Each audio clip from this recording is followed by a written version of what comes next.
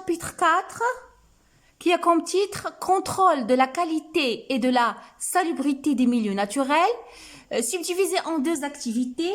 Donc, on va traiter dans ce chapitre-là quelles sont les normes de contrôle et de la qualité de la salubrité des milieux naturels.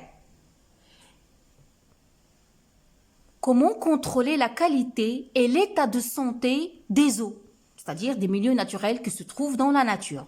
Aussi, dans l'activité 2, on va étudier le contrôle de la qualité de l'air. Regardez, là, c'est l'eau et ici, c'est de l'air et du sol. Et quelles sont les mesures de protection des milieux naturels? Quels sont les moyens? Quelles sont les mesures de préservation des milieux naturels? On a fini par l'unité 3, on va commencer l'unité 4, c'est la géologie, mes chers élèves. C'est la géologie, ilm al-ard. Donc, qu'est-ce qu'on va voir dans l'unité 4? Les phénomènes géologiques, الظواهر الجيولوجية accompagnant la formation des chaînes montagneuses. ما هي الظواهر الجيولوجية التي تصاحب تكوين السلاسل الجبلية et leur relation avec la tectonique de plaques. Donc, vous mémorisez avec moi la tectonique de plaques. تكتونية الصفائح, زحزحة القارات. On a vu ce terme-là en 8e année, en 2e année de collège. نظرية زحزحة القارات. Vous vous rappelez? Donc, l'unité 4, on a 3 chapitres. Le chapitre 1, on va traiter les chaînes de montagne, récentes et leur relation avec la tectonique des plaques et les déformations tectoniques. Donc ces mots-là, vous les avez déjà vus, chaîne de montagne, salasil jabaliya, la tectonique des plaques, tectoniyat as-safa'ih, les déformations tectoniques, at-tashawuhat, at-tectoniques qui les accompagnent. Je vous donne un petit rappel. Les déformations tectoniques, vous l'avez étudié en arabe, at-tayyat wal-fawaliq. Vous vous rappelez, at-tayyat wal-fawaliq, les plis et les failles. Donc, dans ce chapitre, qui est un petit peu long, on va traiter 9 activités. L'activité 1, on va étudier chaîne de subduction, salasil at-tamr. Quelles sont les caractéristiques structurales et pétrographiques? C'est-à-dire les caractéristiques de structure pétrographique. Lorsque je parle de pétrographique, c'est-à-dire les roches. Donc, les types de chaînes qu'on va étudier, les chaînes de subduction. Salasil at-tamr. Dans l'activité 2, on va étudier les relations des chaînes de subduction avec la tectonique de plaques. C'est-à-dire, علاقة تكون سلاسل الاصطدام salasil at-tamr avec la tectonique des plaques. Puis, on va passer à un autre type de chaîne qui est les chaînes d'obduction. Donc, chaîne d'obduction. Aussi, même démarche, on va étudier les caractéristiques de ces chaînes d'obduction et leur structure pétrographique et aussi dans l'activité 4, leur relation, si vous voyez avec moi, leur relation avec la tectonique de plaques. On arrive, troisième type de chaîne de collision, salasil al-istidam. Quelles sont ses caractéristiques structurales? Quelles sont ses caractéristiques pétrographiques? Et quelle est leur relation avec la tectonique des plaques?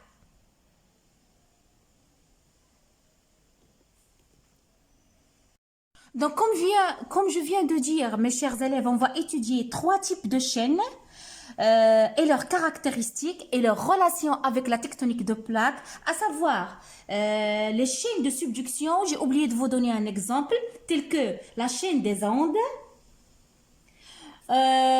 chaîne d'obduction, comme exemple la chaîne d'Oman,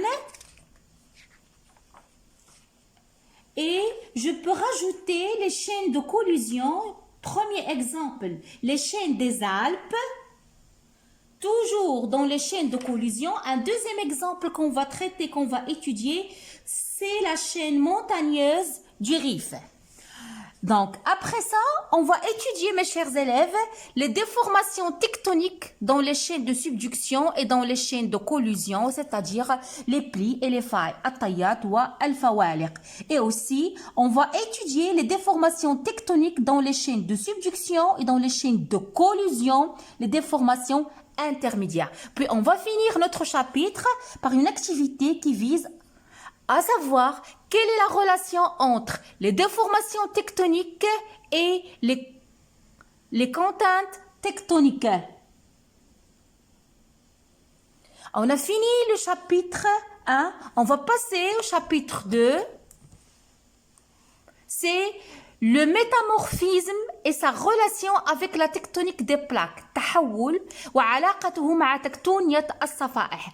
Comme activité 1, on va étudier les caractéristiques structurales, c'est-à-dire la structure minéralogique, les minéraux des roches métamorphiques. ما هي خصائص البنيوية والمعدنية للصخور المتحولة dans les zones de collision.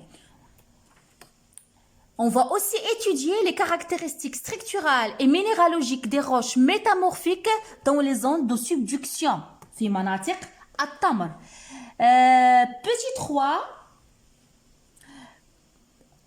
on se pose la question, quelle est la cause de ce métamorphisme? Quelle est la cause qui conduit à la transformation, par exemple, d'une roche sédimentaire à une roche métamorphique? Deux facteurs qu'on va traiter, que vous le connaissez déjà, c'est facteur de la température, la variation de température au niveau de la lithosphère pour engendrer ce phénomène-là, et aussi la variation de la pression. يعني عاملين أساسيان الضغط والحرارة. L'activité 4, on va viser la notion de minéral index et de la série métamorphique. Ce sont des mots qui sont un petit peu difficiles, mais on va éclaircir tout ça dans le cours, Inch'Allah, dans les prochaines capsules. Et l'activité 5, on va étudier le métamorphisme dynamique et le métamorphisme thermodynamique. Qu'est-ce que c'est le métamorphisme dynamique et qu'est-ce que c'est le métamorphisme thermodynamique? Arrivons, mes chers élèves, au chapitre 3. Le chapitre 3, la granitisation et sa relation avec le métamorphisme.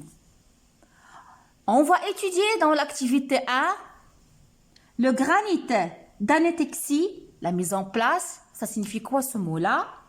On va aussi étudier origine du granit d'anétexie et sa relation avec les roches métamorphiques avoisinantes, sukhul mujawira.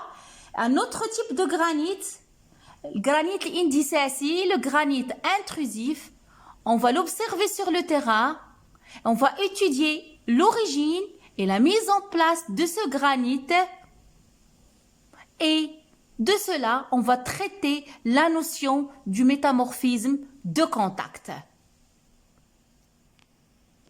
Et comme ça, mes chers élèves, les bac 2, j'ai fini cet aperçu, cette petite introduction concernant votre programme qui est trop chargé, qui demande beaucoup de travail. Donc, vous devez être à jour, vous devez bosser bien, s'il vous plaît. Ne laissez pas les choses s'accumuler. J'espère que j'étais un petit peu claire. Il y en a, je vois certains termes qui vont vous paraître difficile, mais on va essayer d'expliquer ça dans les prochaines vidéos, Inch'Allah, dans les prochaines capsules. Donc, je vous adore, je vous donne rendez-vous à la prochaine capsule, Inch'Allah, où on va commencer notre cours, l'unité 1, la consommation de la matière organique et flux d'énergie. Donc, si vous avez des questions, vous les laissez dans les commentaires. Vous me laissez des pouces bleus. Abonnez-vous à ma chaîne, partagez-la au maximum. Je vous adore, à bientôt.